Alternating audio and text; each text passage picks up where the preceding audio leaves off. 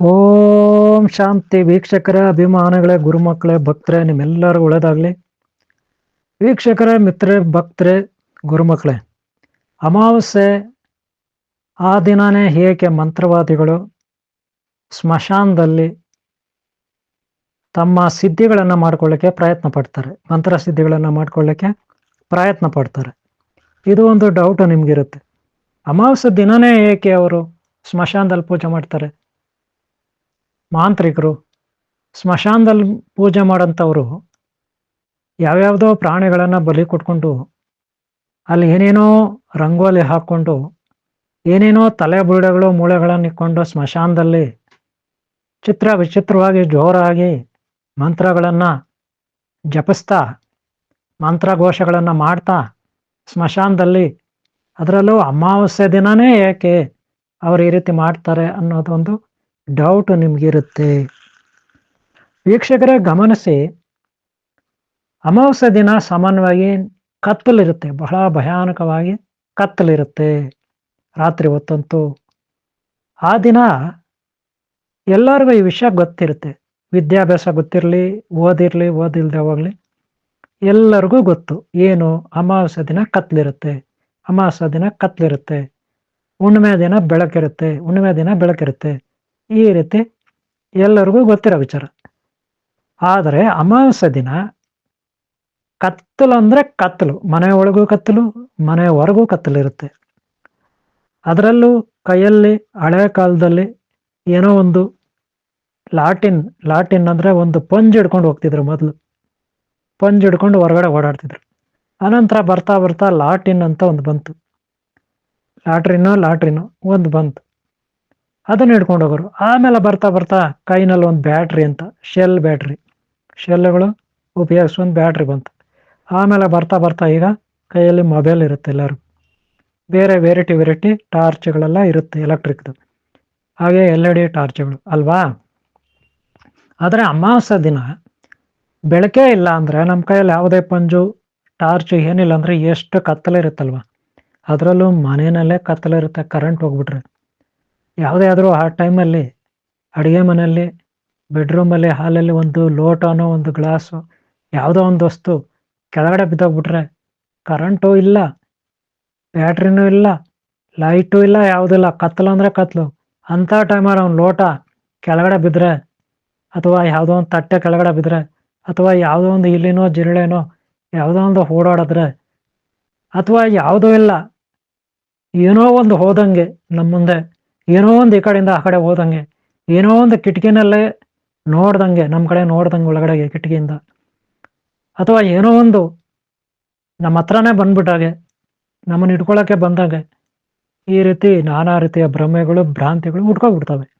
ಅಷ್ಟೊಂದು ಭಯ ಈ ಕತ್ತಲು ಅಂದರೆ ಇದರಿಂದ ನಿಮ್ಗೆ ಏನು ಅರ್ಥ ಆಗ್ಬೇಕಪ್ಪ ಅಂದರೆ, ಈಗ ನೋಡ್ರಿ, ದುಷ್ಟಶಕ್ತಿಗಳು ನೀವಂತಿರಲ್ಲ, ಯಾವುದು ದೆವ್ವ, ಭೂತ, ಪ್ರೇತ, ಪಿಸಾಚಿ, ಭ್ರಮರಾಕ್ಷಸ, ಬೇತಾಳ, ಆಮೇಲೆ ಇನ್ನೊಂದು ಮತ್ತೊಂದು, ಹೀಗೆ ಇವೆಲ್ಲ ಇಷ್ಟಪಡೋದು ಕತ್ತಲನ್ನ. ಈ ಕೆಟ್ಟವ್ರು ಇರ್ತಾರಲ್ಲ, ದುಷ್ಟರು, ಅಯೋಗ್ಯರು, ಪಾಪಿಗಳು, ನೀಚ ನಿಕೃಷ್ಟ ಇರ್ತಾರಲ್ಲ, ಕುಚದ್ರೋ ಕುತಂತ್ರಿಗಳು ಅಂತಿರಲ್ಲ ನೀವು, ನಿಮ್ಮ ಅಕ್ಕಪಕ್ಕನೇ ಇರ್ತಾರೆ ಇರ್ರಿ, ಅವರೆಲ್ಲ ಇಷ್ಟಪಡೋದು ಯಾವುದನ್ನು ಗೊತ್ತಾ? ಈ ಕತ್ತಲನ್ನ. ಅದು ನಿಮ್ಗೆ ಗೊತ್ತಾ? ಯಾರು ಕತ್ತಲನ್ನ ನೋಡಿ ಭಯ ಬೀಳ್ತಾರೆ ಅವರು ಇದನ್ನ ಸರಿಯಾಗಿ ಅರ್ಥ ಮಾಡ್ಕೋಬೇಕು. ನಾನು ಹೇಳೋದು ನೋಡ್ರಿ, ಈ ನೀಚ ನಿಕೃಷ್ಟರು, ದುಷ್ಟಶಕ್ತಿಗಳು ಕತ್ತಲನ್ನ ಇಷ್ಟಪಡ್ತವೆ. ಇದು ಮೊದಲನೇದು, ಚೆನ್ನಾಗಿ ನೆನಪಿಟ್ಕೊಳ್ಳಿ. ಅದಕ್ಕೆ ಈ ಅಮಾವಾಸ್ಯೆ ದಿನ ತುಂಬ ಕತ್ಲು. ಆ ಟೈಮಲ್ಲಿ ಈ ಭೂತ, ಪ್ರೇತ, ಪಿಸಾಚಿ, ಭ್ರಮರಾಕ್ಷಸ, ದುಷ್ಟರು, ದುಷ್ಟಶಕ್ತಿಗಳು ಎಲ್ಲಂದ್ರಲ್ಲಿ ಓಡಾಡ್ತಾ ಇರ್ತವೆ. ರಸ್ತೆಗಳಲ್ಲಿ ಓಡಾಡ್ತವೆ, ಮನೆಗಳ ಮೇಲೆ ಓಡಾಡ್ತವೆ, ಮನೆಗಳ ಅಕ್ಕಪಕ್ಕ ಓಡಾಡ್ತವೆ, ಅಷ್ಟೇ ಆಗ್ರೆ ಮನೆಗಳ ಒಳಗೂ ಓಡಾಡ್ತವೆ. ಹಂಗಂತ ಎಲ್ಲಾರ ಮನೆಯಲ್ಲೂ ಓಡಾಡಲ್ಲ, ಎಲ್ಲ ಕಡೆನೂ ಓಡಾಡಲ್ಲ. ನೆನಪಿಟ್ಕೊಳ್ಳಿ, ಯಾವ್ಯಾವ ಒಳ್ಳೆ ದೇವಸ್ಥಾನಗಳಿದಾವೆ, ಹನುಮಂತ ದೇವಸ್ಥಾನ, ಶನೇಶ್ವರ ದೇವಸ್ಥಾನ, ಶಿವನ ದೇವಸ್ಥಾನ, ಶ್ರೀಮನ್ನಾರಾಯಣನ ದೇವಸ್ಥಾನ, ಹಾಗೆ ಶಕ್ತಿಗಳ ದೇವಸ್ಥಾನ, ಅಲ್ಲೆಲ್ಲ ಈ ದುಷ್ಟಶಕ್ತಿಗಳು ಇರೋದಿಲ್ಲ, ಸುಳಿಯೋದಿಲ್ಲ. ಏನಿದ್ರೆ ಅವು ಸ್ಮಶಾನದಲ್ಲಿ ಯಾವುದೋ ಪಾಳು ಬಂಗಲೆಗಳು, ಪಾಳು ಬಿದ್ದಿರ್ತಾವಲ್ಲ ಮನೆಗಳು ಬಂಗಲೆಗಳು, ಯಾರಾದರೂ ನೇಣಕ್ಕೆ ಹೋಗ್ಬಿಟ್ಟಿರ್ತಾರಲ್ಲ ಮನೆಗಳಲ್ಲಿ, ಅವು ಪಾಳು ಬಿದ್ದಾಗಿರ್ತಾವ ಮನೆಗಳು. ಅಥವಾ ಮರಗಳು, ಹುಣಸೆ ಮರನೋ ಹಂಗೆ ಮರನೋ, ಅದಕ್ಕೆ ನೇಣಾಕೊಂಡು ಸತ್ತೋಗಿರ್ತಾರೆ ಕೆಲವರು. ಅಥವಾ ಯಾವುದೋ ಒಂದು ಬಾವಿ ಒಳಗೆ ಬಿದ್ದೋಗಿರ್ತಾರೆ ಕೆಲವರು, ಸತ್ತಾಗಿರ್ತಾರೆ ಬಾವಿಗಳಲ್ಲಿ ಬಿದ್ದು. ಅಂಥ ಕಡೆ ರಾತ್ರಿ ಹೊತ್ತು, ಅದರಲ್ಲೂ ಅಮಾವಾಸ್ಯೆ ದಿನ, ಈ ದುಷ್ಟಶಕ್ತಿಗಳಿಗೆ ಯಥೇಚ್ಛವಾದ ಶಕ್ತಿ ಬರುತ್ತೆ. ಅವಿಗೆ ದುಷ್ಟಶಕ್ತಿಗಳಿಗೆ ಕತ್ತಲಿರೋವಾಗ, ಗ್ರಹಣ ಕಾಲಗಳಲ್ಲಿ, ಅದರಲ್ಲೂ ಸ್ಮಶಾನದಲ್ಲಿ, ಅದರಲ್ಲೂ ನೇಣಕ್ಕೆ ಸತ್ತೋಗಿರ್ತಾರಲ್ಲ ಅಂಥ ಜಾಗಗಳಲ್ಲಿ ಈ ದುಷ್ಟಶಕ್ತಿಗಳಿಗೆ ಎಲ್ಲಿಲ್ಲದ ಎನರ್ಜಿ ಬರುತ್ತೆ, ಅವಿಗೆ ಶಕ್ತಿ ಬರುತ್ತೆ, ಬಲ ಬರುತ್ತೆ. ಆನೆ ಬಲ ಅಂತಿರಲ್ಲ, ಒಂದು ಆನೆ ಅಲ್ಲ 1000 ಆನೆ ಬಲ ಸಿಗುತ್ತೆ. ಯಾರಿಗೆ? ದುಷ್ಟಶಕ್ತಿಗಳಿಗೆ. ಯಾವಾಗ? ಅಮಾವಾಸ್ಯೆ ದಿನ, ಗ್ರಹಣ ಕಾಲಗಳಲ್ಲಿ, ಎಲ್ಲಿ ಯಾರಾದರೂ ನೇಣಾಕೊಂಡು ಸುತ್ತಾಗಿರ್ತಾರಲ್ಲ ಅಂಥ ಮರಗಳ ಹತ್ರ, ಬಾವಿಗಳಲ್ಲಿ, ಹೀಗೆ ಎಲ್ಲೆಲ್ಲಿ ಸತ್ತೋಗಿರ್ತಾರೆ ನೇಣಾಕೊಂಡು ಆತ್ಮಹತ್ಯೆ ಮಾಡಿಕೊಂಡು, ಅಂಥ ಕಡೆ ಈ ದುಷ್ಟಶಕ್ತಿಗಳಿಗೆ ಹೆಚ್ಚಿನ ಶಕ್ತಿ ಇರುತ್ತೆ. ಯಾವಾಗ? ಅಮಾವಾಸ್ಯೆ ದಿನ. ಅದಕ್ಕೆ ಮಂತ್ರವಾದಿಗಳು ಏನು ಮಾಡ್ತಾರಪ್ಪ ಅಂದರೆ, ಕೆಲವರು ಈ ಮಂತ್ರವಾದಿಗಳು, ಮಾಂತ್ರಿಕರು ಕೆಲವರು ಅಮಾವಾಸ್ಯೆ ದಿನ ಕೋಳಿ, ಕುರಿ, ಮೇಕೆ ಅಷ್ಟೇ ಯಾಕೆ, ಯಾವುದೋ ಒಂದು ಒಳ್ಳೆಯ ನಕ್ಷತ್ರದಲ್ಲಿ ಅಥವಾ ಇನ್ಯಾವುದೋ ನಕ್ಷತ್ರದಲ್ಲಿ ಹುಟ್ಟಿರೋ ಹೆಣ್ಮಕ್ಳನ್ನ, ಕನ್ಯೆಯರನ್ನ, ಅಥವಾ ಗರ್ಭಿಣಿಯರನ್ನ, ಅಥವಾ ಒಳ್ಳೆ ಮಹಾ ಪಾಪನೇ ಮಾಡಿದ್ರೆ, ಸುಳ್ಳು ಹೇಳ್ದಿರೋರನ್ನ, ತಪ್ಪು ಮಾಡದೇ ಇರೋರನ್ನ, ಹೆಣ್ಣಾಗಿರ್ಲಿ ಗಂಡಾಗಿರ್ಲಿ ಅಂಥವ್ರನ್ನ ಎತ್ತಕೊಂಡು ಹೋಗ್ಬಿಡ್ತಾರೆ ಇವ್ರು ಕಿಡ್ನಾಪ್ ಮಾಡಿ. ಅವ್ರನ್ನ ಯಾವುದೋ ಗುಹೆಯಲ್ಲಿ ಕೂತು, ಯಾವುದೋ ಅಂಡರ್ಗ್ರೌಂಡಲ್ಲಿ ಕೂತು, ಯಾವುದೋ ಸ್ಮಶಾನದಲ್ಲಿ ಕೂತು, ಯಾವುದೋ ಪಾಳ ಬಂಗ್ಲೆಯಲ್ಲಿ ಕೂತು ಅಲ್ಲಿ ಬಲಿ ಕೊಡ್ತಾರೆ. ಪ್ರಾಣಿಗಳನ್ನೇ, ರಕ್ತವನ್ನೇ ಕೊಟ್ಟು, ರಕ್ತ ತರ್ಪಣ ಕೊಟ್ಟವರು ಅಲ್ಲೇನು ಮಾಡ್ತಾರೆ, ಅಷ್ಟದಿಗ್ಬಂಧನ ಇದೆಲ್ಲ ಮಾಡಿ ಈ ದುಷ್ಟಶಕ್ತಿಗಳಿಗೆ ಆಹಾರವಾಗಿ, ಆವಿಸ್ಸಾಗಿ ಕೊಡ್ತಾರೆ. ಆಗ ದುಷ್ಟಶಕ್ತಿಗಳಿಗೆ ಇನ್ನೂ ಯಥೇಚ್ಛವಾದ ಬಲ ಬರುತ್ತೆ, ಹೆಚ್ಚಿನ ಬಲ ಬರುತ್ತೆ. ಅವು ತೃಪ್ತಿ ಪಡ್ತವೆ, ಅವು ಇವರಿಗೆ ವಶ ಆಗ್ತವೆ. ಇವ್ರು ಹೇಳ್ದಂಗೆ, ಮಂತ್ರವಾದಿಗಳು ಹೇಳ್ದಂಗೆ ಕೇಳ್ತವೆ, ಇವರಿಗೆ ಸಹಾಯ ಮಾಡ್ತವೆ. ಇವರಲ್ಲಿ ಬಂದವು ಸೇರ್ಗೋಗ್ಬಿಡ್ತವೆ, ಅಥವಾ ಇವರು ಬಯಸಿದಾಗ ಅವು ಬರ್ತವೆ. ಆಗ ಇವ್ರಿಗೆ ಏನು ಬೇಕೋ ಸಹಾಯ ನಾವು ಮಾಡ್ತವೆ. ಏನು ಸಹಾಯ ಮಾಡ್ತವೆ? ಇವರೇ ದುಷ್ಟಶಕ್ತಿಗಳನ್ನು ವಶ ಮಾಡ್ಕೊಂಡವ್ರು ಅಂದಮೇಲೆ, ಆ ದುಷ್ಟಶಕ್ತಿಗಳು ಮಾಡೋದಾದ್ರೂ ಏನು ಒಳ್ಳೆ ಕೆಲಸಗಳು ಮಾಡ್ತವೆ? ಅವು ಮಾಡದೆ ಕ್ಷುದ್ರ ಕೆಲಸಗಳು, ಕೆಟ್ಟ ಕೆಲಸಗಳು. ಅದಕ್ಕೆ ಈ ಮಂತ್ರವಾದಿಗಳು ಅವುಗಳ ಕೈಯಲ್ಲಿ ಕೆಟ್ಟ ಕೆಟ್ಟ ಕೆಲಸಗಳನ್ನು ಮಾಡಿಸ್ತಾರೆ. ಏನೇನು ಮಾಡಿಸ್ತಾರೆ? ಯಾರನ್ನೋ ಹಾಳು ಮಾಡಬೇಕು, ಇನ್ಯಾರಿಗೋ ನಾಶ ಮಾಡಬೇಕು, ಇನ್ಯಾರಿಗೋ ಕೈ ಕಾಲು ಮುರಿದೋಗ್ಬೇಕು, ಇನ್ಯಾರಿಗೋ ಹಾರ್ಟ್ ಅಟ್ಯಾಕ್ ಆಗಬೇಕು, ಇನ್ಯಾರಿಗೋ ಬ್ರೈನೆಲ್ಲ ತಲೆ ಕೆಟ್ಟೋಗ್ಬೇಕು, ಇನ್ಯಾರಿಗೋ ನರ್ವ್ ಸಿಸ್ಟಮ್ ಎಲ್ಲ ಹಾಳಾಗಿ ಸ್ಟ್ರೋಕ್ ಆಗಬೇಕು, ಇನ್ಯಾರಿಗೋ ಕಿಡ್ನಿ ಫೈಲರ್ ಆಗಬೇಕು, ಇನ್ಯಾರಿಗೋ ಕರಳುಗಳು ಅದು ಇದು ಹಾಳಾಗಬೇಕು, ಇನ್ಯಾರಿಗೋ ಹೃದಯ ಹಾಳಾಗಬೇಕು, ಇನ್ಯಾರೋ ತಲೆ ಕೆಟ್ಟಾಗ ಹುಚ್ಚರ ಆಗಬೇಕು. ಹೀಗೆ ನಾನಾ ರೀತಿಯ, ಅಷ್ಟೇ ಅಲ್ಲ ಆಕ್ಸಿಡೆಂಟ್ಗಳಾಗೋದು, 2 ವೀಲರು, ಕಾರು, ಇನ್ನೊಂದು ಮತ್ತೊಂದು ಆಕ್ಸಿಡೆಂಟ್ಗಳಾಗೋದು.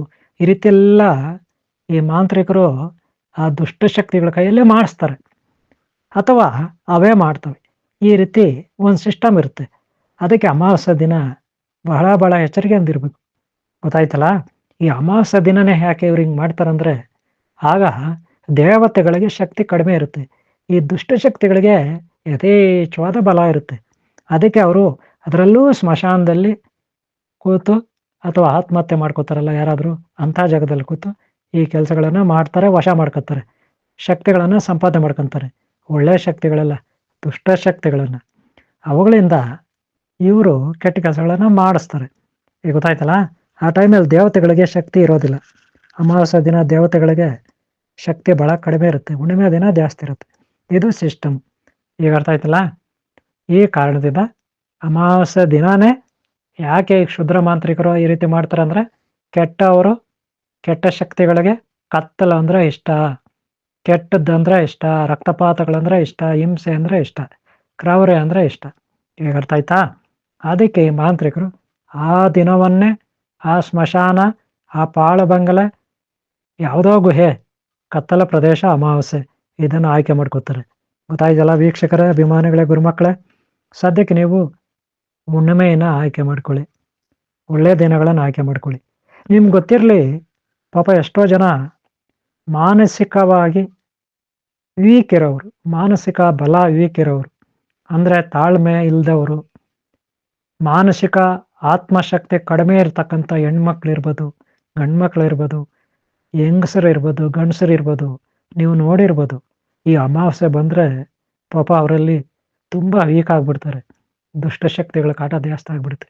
ಆಗ ದೆವ್ವ ಹಿಡ್ದವ್ರಂಗೆ ಕಿರ್ಚಾಡ್ತಾರೆ, ಅರ್ಚಾಡ್ತಾರೆ. ಪಾಪ ದೈಹಿಕವಾಗಿ ಮಾನಸಿಕವಾಗಿ ಅವರು ಕುಂದಿ ಹೋಗ್ತಾರೆ. ಅವ್ರನ್ನ ಹಿಡ್ದಾಡೋಕ್ಕೆ ಅವ್ರ ಮನೆಯವರೆಲ್ಲ ಅಕ್ಕಪಕ್ಕದವರೆಲ್ಲ ಹರಸಾಹಸ ಮಾಡ್ತಾರೆ. ಆಮೇಲೆ ಅವ್ರನ್ನ ಕರ್ಕೊಂಡೋಗಿ ಯಾವುದೋ ಒಂದು ದರ್ಗಾನೋ, ಯಾವುದೋ ಒಂದು ಚರ್ಚೋ, ಯಾವುದೋ ಒಂದು ಮಂತ್ರವಾದಿ ಹತ್ರನೋ ಕರ್ಕೊಂಡು ಹೋಗ್ತಾರೆ.